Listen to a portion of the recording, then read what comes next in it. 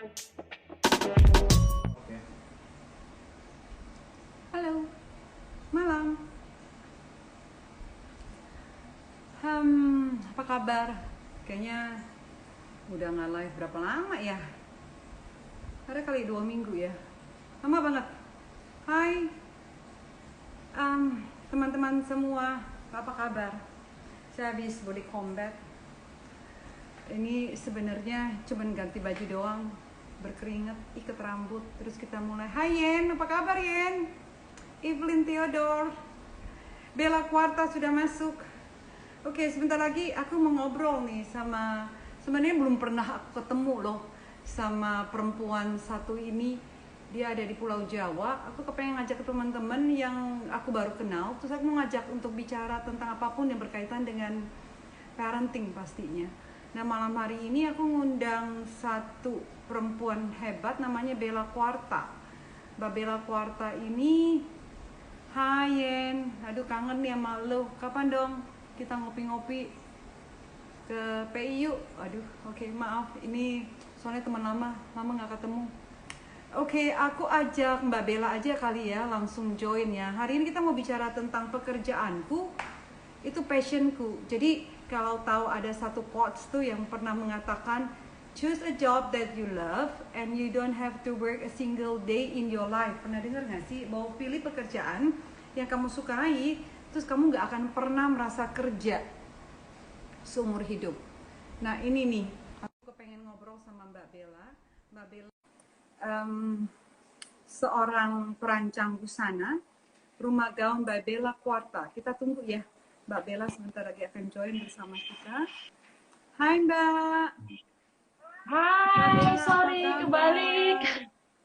Sehat Mbak? Halo Mbak, salam kenal. Sebelumnya terima kasih sekali Sama-sama. diajak ikut bergabung di acaranya Mbak di live IG ini. Thank you so much Mbak. Sama dong, terima kasih juga sudah berkenan. Ini kalau rada-rada lepek-lepek rambutnya ini maklumin ya, kita habis olahraga soalnya. Jadi masih, Tapi masih cantik loh Mbak. aduh, ini percaya deh, cuma ganti baju doang, terus duduk manis Ah, karena waktunya sudah tiba. nggak apa-apa masih cantik Mbak. Terima kasih. Apa kabar dengan Mas Tisnu? Si Mas kecil? Tisnu, alhamdulillah sehat hari ini. Sorry ini bergerak-bergerak karena tripodnya agak rewel kali ini kesenggol tadi. Oh iya, nggak apa-apa, santai aja. Suami sehat. Si kecil apa kabar? Nadia Sofia Adriana yang baru. Nah, Sudah dia ya. lagi nonton TV, lagu Indonesia anak-anak. Lucu banget. 9 bulan, mau 10 bulan, sudah bisa berjalan. Oh sebentar lagi ya, tanggal 10 bulan ya. Iya, Ih lucu iya. banget. Dia bilang kok gambar kita katanya goyang-goyang. Gambar kita harusnya nggak goyang-goyang ya, bagus aja ya. Gimana? Katanya gambar kita goyang-goyang. Sebentar aku ketik ya, biar Ya, teman-teman pada tahu tema kita hari ini tentang apa sih pekerjaanku. pekerjaanmu, passionmu. Iya, passion. Ku aja deh ya. Nah, bergerak-bergerak punya Mbak ini. Udah ya? Masih bergerak kah? Masih, Iya ya? Masa sih aku biasa aja lu. Oke kah? Hai Mas Ferdi, oke. Mbak Silis Bung, terus siapa lagi Mas Adi Nugroho, Fania, ini banyak Si Lisbom teman-teman. itu dari Solo, fotografer Oh itu, Mbak. gitu, aduh luar biasa. Dan media online. Baiklah. Oke, ini banyak teman-teman dari Mbak juga ada di sini. Kita bicara hari ini tentang, tadi saya bilang bahwa ada satu quotes kan yang pernah bilang bahwa choose a job that you love and you don't have to work a single day in your life. Jadi pilih pekerjaan yang kamu sukai, jadi nggak berasa bekerja. Jadi bangun pagi tuh biasa kan kita bete.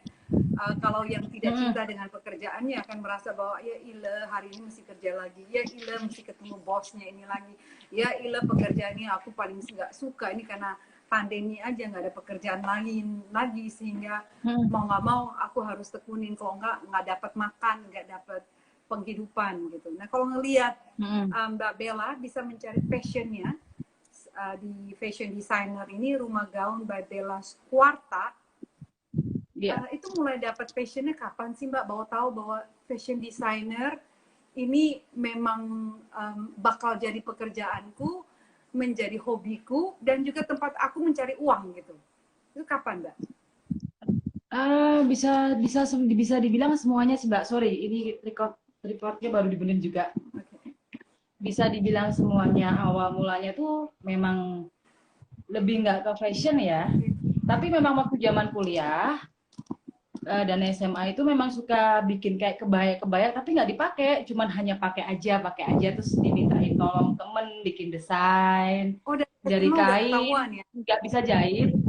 nggak bisa jahit dilempar ke penjahit awalnya dulu waktu SMA kuliah gitu kan. Iya. Terus tapi nggak menekuni, dulu itu kan pekerjaanku adalah instruktur aerobik dan salsa dan caca dulu dari SMA kelas 1 sampai 2005 Oke, iya, iya, iya. terakhir. Nah, di situ punya modal, akhirnya bikin pabrik roti karena aku suka bikin kue. Nah, dari situ berjalan baik, baik. Mungkin belum cocok di situ, akhirnya jatuh. Oke. Setelah jatuh, keluarga waktu itu ibu di Jakarta, aku di Solo. Aku nggak berani cerita kondisiku apa yang terjadi. Aku menempuh semuanya dengan sendiri dari peralatan yang oven panjang 5 meter, 4 meter aku jual buat hidup. Itu Sama tahun aku cari berapa Mbak? kontrakan baru. Itu tahun berapa? Itu tahun 2008. Oke, jadi dirimu yang dari SMA itu suka ngajar aerobik, jadi instruktur, dibikin kebaya itu hanya bikin-bikin doang terus dipakai sendiri, sama kalau ada temen Iya, yang order dipakai baru order. dulu ada di radio, pemilik stasiun radio, pemancar radio itu namanya Ria FM. Dulu pemiliknya itu teman ibu aku. Oke. Nah, dia sering kirim kebaya ke Belanda. Kadang minta tolong, Bella bikinin kebaya, sekarang aku jadi modelnya kayak gitu. Awalnya di situ, tapi aku nggak tahu kalau passionku tuh di situ awalnya dulu.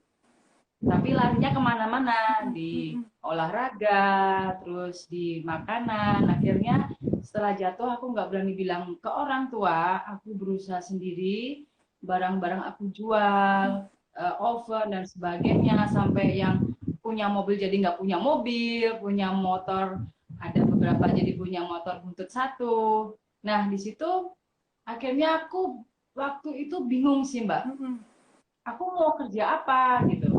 Akhirnya dibantu teman karena kasihan dikasih 500.000 untuk modal. Oke. Aku lari ke daerah Ceper. Ceper itu kan ada industri celana kolor. Oke. Nah, Celana di dalam sana ya aku maksudnya ya. celana boxer yang kolor-kolor gitu, yang ada kolornya gitu lah. Celana Itu dalam kan tapi murah dulu. yang cowok punya yang kayak celana Gede-gede. pendek gitu Iya, ya. Tapi sebenarnya celana dalam yang gitu kan. batik-batik. Itu kan di sana murah dulu. Tahun 2008 ada yang 5.000, ada yang 6.000, kan bisa untung 1.000, untung 1.000. Nah, dari situ pelan-pelan bisa ngumpulin uang itu untuk beli mesin kecil, mesin rumah tangga, tapi ya kondisinya nggak begitu bagus. Nah, tetapi waktu di kontrakan yang aku pakai baru itu, waktu merintis jualan kolor itu, yang pemilik rumahnya itu janda Mbak. Itu yang buka jalan rezekiku sebetulnya. Janda, anak 3, suaminya sudah meninggal, dia minta kamar 1 di pojokan. Oke. Akhirnya aku tanya, kamu di sini ngapain Bu? Kalau nggak punya rumah lagi, kenapa rumah dikontrakin? Waktu itu, ya suami meninggal, anak 3, saya cuma minta 1 pojok kamar buat tempat tinggal. Tapi dia tidak bekerja. Kemungkinan disitulah rezekiku terbuka karena aku kondisi penghasilan mepet, membiayai mereka bertiga termasuk ibunya, dia bantu bersih-bersih setiap hari seperti itu. Nah, pelan-pelan jual kolor, terus beli mesin, lalu belajar jahit. Waktu itu belum kenal suami. Setelah itu jadi kenal suami dari teman ke teman. Oke. Nah, ternyata suami saya itu yang dulu cuma teman, dia bisa menjahit tapi jahit biasa. Cara memasang benang di jarum, cara memasang benangnya Itu ke sama di tahun mesinnya. 2008 tuh ya, yang pada saat terpuruk. Ya, mau masuk dari 2008 ke 2009. Itu benar-benar terpuruk, bisnis yang si roti itu hancur berantakan, semuanya udah kejual. Hancur berantakan. Mm-mm. Bener-bener hancur. Jadi dari karyawan begitu banyak, akhirnya dikeluarkan, diberi pesangon, sisa uang yang ada untuk hidup. Udah gitu aja waktu itu, tanpa bilang orang tua, karena pikirnya, bisa lah aku mampu sendiri gitu. Karena orang tua kan pasti sudah sepuh, nggak enak, kepikiran, dan lain sebagainya. Awalnya seperti itu. Nah, ketemulah sama Tisnu ini, dibantu. Karena terbiasa ketemu, Tresno jalan sekolah kulino, Mbak. Kalau orang Jawa. Kita Nah, gitu ya, timbul rasa suka. iya. Dan orangnya memperkenalkan ke teman-temannya. Temannya ada ibunya yang mahir menjahit, Bu Retno sama suaminya. Terus dibantu sama Bu Retno, dikenalkan sama saudaranya, dibantu. Jadi semua itu otodidak. Tanpa kursus, tanpa les, akhirnya pengen belajar bikin jaket, pengen belajar bikin kemeja. Itu temanku Tisnu itu yang tak pinjem jaketnya, tak dedelin, tak copotin satu-satu, kan jadi terpisah. Nah, itu aku belajar polanya di situ dulu. Nah, lama-kelamaan, kan beberapa orang lihat kasihan, kok ini nggak mau belajar kursus atau sebagainya, pikirnya hemat. Akhirnya dibantu sama Bu Retno, saudara-saudaranya. Terus memutuskan untuk membuat kostum animasi Jepang. Oh, belum ke kebaya saat itu, masih animasi Jepang. Belum. Belum. Di animasi Jepang itu pertama bikinnya adalah jubah Akatsuki. Waktu itu keren banget, tahun 2009. Ya, belum tahu teknik bordir, belum tahu teknik apa. Jadi belajarnya semua otodidak. Akhirnya terjun di kostum yang rata-rata pelanggannya itu dari Jakarta sampai Cina, Jepang. Itu berjalan cukup lama. Berakhir di tahun 2016. Di 2016 aku memulai fokus untuk di gaun dan kebaya. Jadi prosesnya selama itu tuh aku belajarnya dari kostum. Karena kostum itu kan sulit sekali ya, dari animasi-animasi semua itu. Nah, terus aku memutuskan 2016 untuk melepas kostum karena SDM untuk bekerja membuat kostum itu sulit.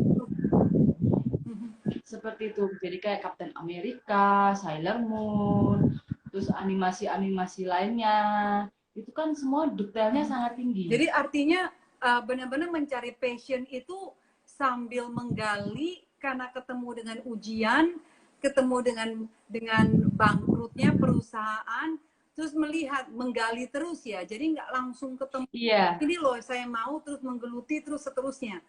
Tapi iya, benar-benar porak-poranda dulu sambil mencari. Nah, giliran yang si karakter-karakter Jepang itu tidak begitu berhasil ya saat itu ya.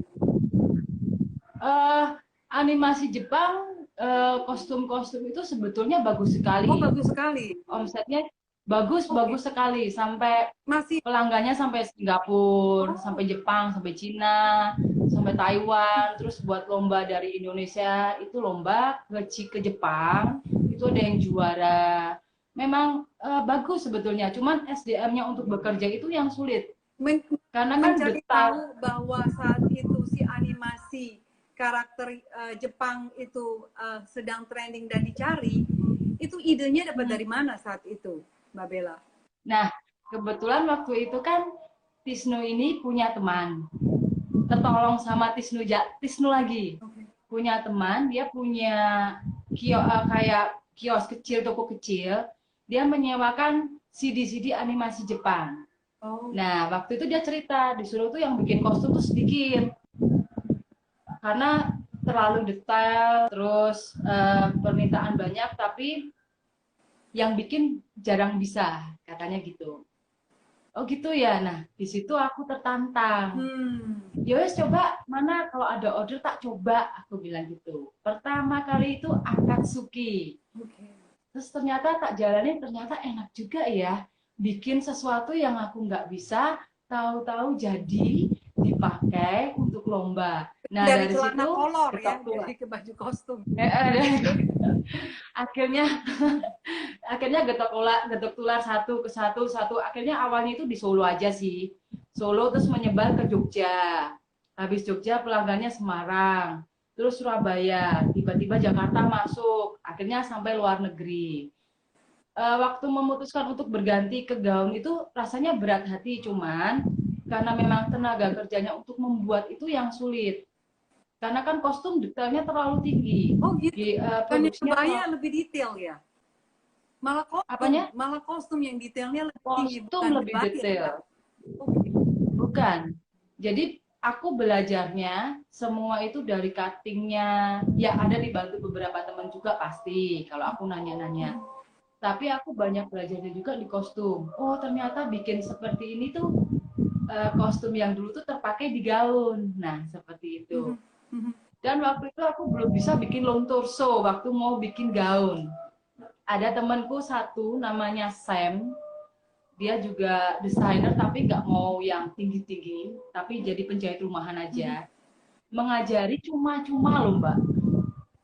Baik banget ya. Sampai jahitnya, sampai potongnya. Iya, tanpa bayar apapun dia sangat menolong banget waktu itu. Bikin kebaya dulu juga belum bisa, dia yang ngajarin. 1 minggu jadi, sampai jahitnya, sampai dan lain sebagainya, dia tuh semua yang ngajarin dulu. Nah, terus akhirnya aku memutuskan 2016 stop aku dari kostum ke gaun dan kebaya. Tapi permintaan kostum sebetulnya masih banyak. Fanspage yang dulu buat jualan kostum tuh sampai sekarang tuh masih ada order, tapi sama sekali nggak aku respon sama sekali fanspage-nya itu karena kan kita mau benar-benar stop di kostum karena kita emang kesulitan di tenaga kerja. Rata-rata kalau udah bikin kostum yang kemarin itu pada nggak betah Mbak, pada bilang pusing katanya. Ngerjainnya pusing, harus yang ini diisi kawat, terus diakal-akalin, bikin jubah Batman, bikin jubah Superman. Nah mereka itu sudah menyerah. Jadi kan biasanya cuma bikin dress biasa, awalnya penjahit-penjahitnya yang karyawan itu bikin baju-baju casual biasa, tapi tiba-tiba harus menjahit plastik bisa, menjahit imitasi bisa, menjahit kulit bisa, menjahit chiffon bisa, menjahit sutra bisa. Nah mereka tuh nggak kuat lama-lama. Kita kesulitannya di situ. Mau nggak mau dengan berat hati ya kita meninggalkan kostum. Padahal sayang banget ya, sempat berapa tahun tuh ke kostum animasi Jepang 2009 sampai 2015 mau ke 2016. Itu cukup lama ya sebenarnya ya. Cukup lama, iya. Terus baru beralih ke 2016 sampai sekarang jadinya ke kebaya. Nah mencari passionnya ke gaun dan juga di kebaya dengan Rumah Gaun by Bella Quarta ini, Mbak Bella akan konsistenkah dengan Rumah Gaun atau nanti terus bisa kalau lihat animasi jadi bagus terus mau balik lagi ke animasi? Kalau ke animasi sebetulnya kemarin sempat ada kepikiran juga bikin animasi, tapi memang kita tetap sampai sekarang ini kesulitannya di tenaga kerja. Jadi mau nggak mau tetap kita harus jalannya dengan menyesuaikan tenaga kerja yang mampu. Kita bikin gaun dan kebaya. Karena kalau kostum sendiri rata-rata pada bilang menyerah Mbak, aku sudah nggak mampu gitu. Mbak, tapi memang aku di gaun itu mencintai. Seberapa besar dukungan dari pasangan, dari suami Mas Tisnu dengan passion yang sekarang lagi digeluti dengan pekerjaanmu di Rumah Gaun? Seberapa gede? 100% sangat gede, Mbak. 100% ya. Iya. Satu orangnya sabar banget. 2 orangnya gemati orang Jawa. 3 itu apapun yang aku mau, ibaratnya yang aku mau ke Jakarta, aku mau ada acara ikut ini, yang aku mau ikut show di Jogja, yang aku mau ini, dia oke, dia support selalu asalkan kamu suka dengan pekerjaanmu, asalkan kamu bahagia dengan pekerjaanmu, asalkan kamu senang dengan kehidupanmu sekarang dan nggak neko-neko, dia mendukung 100%. Intinya aku beruntung sekali Mbak memiliki suami seperti dia. Wow. 1001 kalau buat aku. Wow, ini kalau lagi didengar sama Mbak Tisno, bangga banget nih, dipuji-puji sama Ya, alhamdulillah. istrinya, luar biasa. Jadi benar-benar ya, mau pekerjaan apapun yang kita geluti, kalau pasangan tidak mendukung, rasanya kok Sulit. nggak bisa Iya, sulit berkembang, Mbak. nggak bisa berkembang ya. Iya, Kita bicara tentang betul. Nadia dong, si kecil yang sebentar lagi. Iya, boleh, Mbak. Ini bagaimana menyeimbangkan antara seorang wanita karir, fashion designer dengan rumah gaun Anda, menjadi istri dan juga sekaligus menjadi ibu. Kerepotan nggak membagi peran?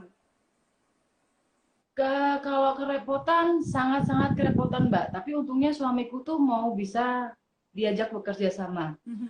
Kita kan berdua ini kondisinya tidak punya asisten rumah tangga, tidak punya babysitter. Jadi kita handle sendiri semua berdua. Dan kebetulan kita nggak ikut orang tua. Sangat-sangat kerepotan. Jadi mau nggak mau kita bagi tugas. Di saat anak rewel, kita bagi. Kalau aku sibuk, suami yang pegang.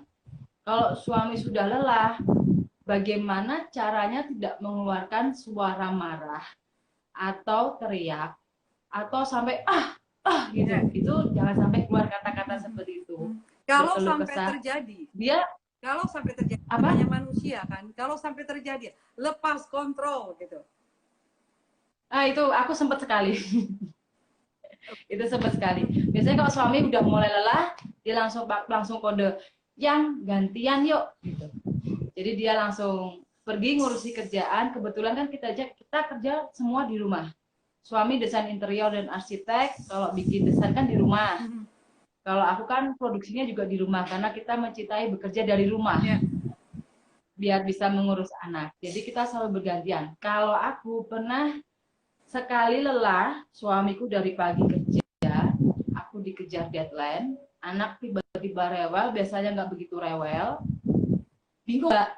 Terus tanpa sengaja sempet, tapi nggak keras, mukul paha, tak gitu. Tapi ada rasa penyesalan, Mbak. Di hati tuh, kok aku tadi kayak seperti itu ya? Nah, dia nangis. Tapi saat dia menangis, aku membisikkan kata-kata minta maaf. Maafin Mama Nadia, maafin Mama Nadia. Karena apa? Jangan sampai sesuatu hal yang buruk melekat di hatinya sampai besar. Karena pengalaman pribadi dari keluarga, didikan orang tua, itu yang kesalahan dulu mendidik orang tua ke aku dan kakak-kakak itu melekat sampai dibawa di usia sudah tua seperti ini, Mbak. Jadi pengalaman didikan orang tua itu buat aku satu persatu aku pelajari, jangan sampai suatu saat aku menyesal, jangan sampai suatu saat anak itu terbawa keburukan kita di masa lalu sampai dia tua atau besar, gitu sih, Mbak. Sudah ketahuan nggak parenting style, gaya parenting yang akan nanti diterapkan kepada Nadia? Parenting style seperti apa antara Mbak Bella dan juga Mas Tisnu? Ada kan nggak mau nih mengulang parenting style yang dialami dengan orang tua sebelumnya, mungkin lebih keras, mungkin lebih konser. Intinya sih stop anti stres sih, Mbak. Itu yang utama. Karena kita kerjaannya semua orang dua itu stres. Satu, menahan marah ke anak. Karena kalau kita marah tuh satu kan juga capek, Mbak. Dan ke anak juga nggak akan baik. Kalau dulu aku lihat orang tua tiba-tiba pulang kerja marah, itu kan kadang di hati juga nggak enak. Terus nge-push anak itu juga tidak sangat-sangat aku sarankan, karena itu akan menjadi kenangan buruk ke anak juga. Terus memaksakan kehendak kita supaya anak mau. Takutnya nanti anak mudah berbohong kepada kita. Jadi kejujuran itu luntur ya. Inginnya menanamkan anak itu lebih terbuka ke orang tua. Dan sampai sekarang ini aku dan suami kalau anak melakukan kesalahan tidak pernah ngomong jangan, tidak. Tapi ayo ngapain? Jadi dia kaget. Megang apa gitu, kayak mau megang TV diginiin, ditarik. Jangan, enggak. Ayo ngapain? Dia kaget lalu pergi. Iya. Itu kita berdua membiasakan, apalagi punya teman psikolog anak ya, nanti bisa banyak tips, bisa dilihat dari Instagramku ya. Psikolog anak belum punya, Mbak. Iya, enggak, maksudnya Teman. apalagi sekarang udah punya temen psikolog anak. Oh, Iya, jelas, Mbak. jadi nanti Mbak, saya bikinin baju mau. nanti bisa banyak sekali tips bisa didapatkan di sana ya Mbak. Mbak, bicara mau Iya. banget dong kalau dibikinin baju. Mbak Bella, kalau bicara sekarang menjadi orang tua, ya kita kepengen kan menjadi orang tua yang lebih baik dibandingkan dengan generasi kita sebelumnya. Orang tua Iya. punya pengalaman yang jelek seperti tadi Mbak Bella bilang, waktu kecil mungkin terlalu dikerasi, waktu kecil mungkin kita tidak didengarkan, tapi komunikasinya semua satu arah, dan kepengen itu berubah Iya. dan stop gitu loh di kita gitu. Dan kepengen Iya. di bawah ini anak-anak menjadi anak-anak yang secara mental, kesehatan mental menjadi yang lebih baik, yang bisa diterima Betul. apa adanya gitu ya. Tapi Betul. sekaligus kan menjadi seorang pengusaha, menjadi seorang istri yang betul-betul terkadang itu kan kalau kita bicara emosi itu bisa diaduk-aduk kan, naik turun seperti roller coaster ya. Betul. Naik turunnya luar Betul. biasa. Anda pada saat mengalami, ini anak masih 10 bulan nih Nadia, masih panjang waktunya ke depan. Antisipasi Iya. apa yang diberikan kepada diri, lalu persiapan apa?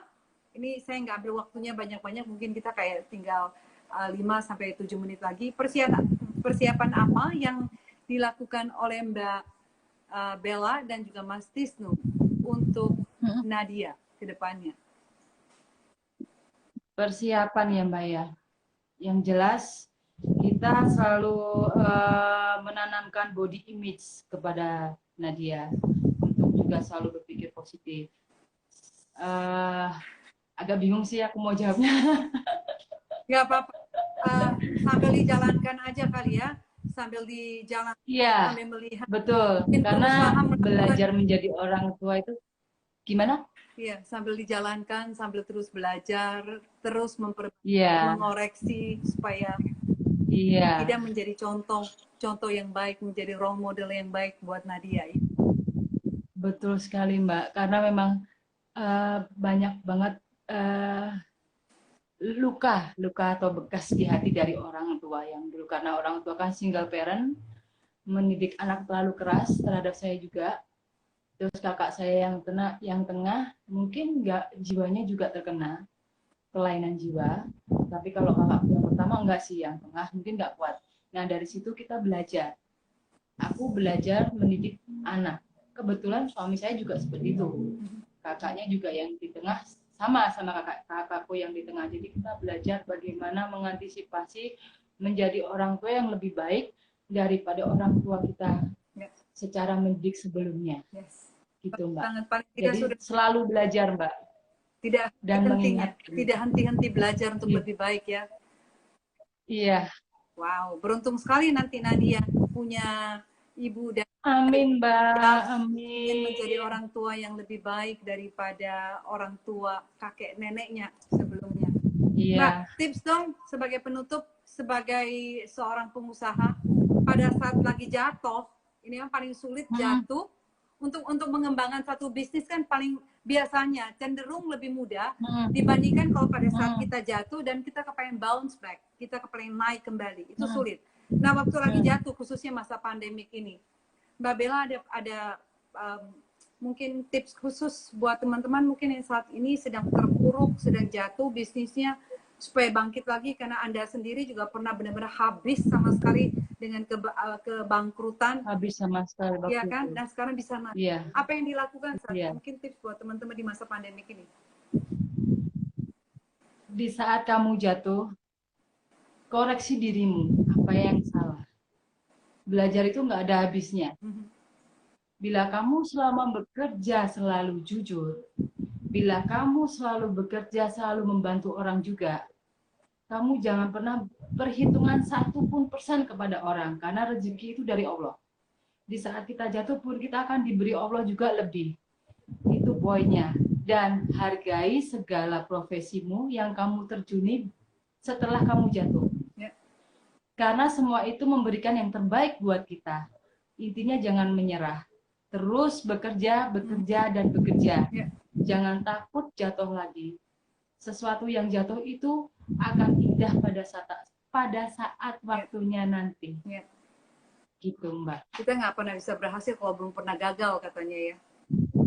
Iya. Rasa berhasil itu pada saat kita pernah jatuh. Iya. Wow. Datang dari seseorang yang pernah bangkrut dan saatnya sedang bangkit di masa pandemik memang nggak mudah sekali, karena saat ini memang benar dengan apa keadaan yang penuh ketidakpastian membuat teman-teman itu benar-benar butuh kekuatan untuk menghadapi kapan si pandemi ini berakhir. Makasih banyak Mbak Bella. Terima kasih Mbak. Setengah jamnya nanti next time mudah-mudahan kita bisa ketemu ya Mbak. Amin. Nanti saya masukin amin. YouTube di Happy Parenting. Terima kasih banyak sudah bisa. Thank you sekali Mbak. Thank you. Sama salam Mas Tisnu dan good luck Mbak. Sampai ketemu. Ya, dadah.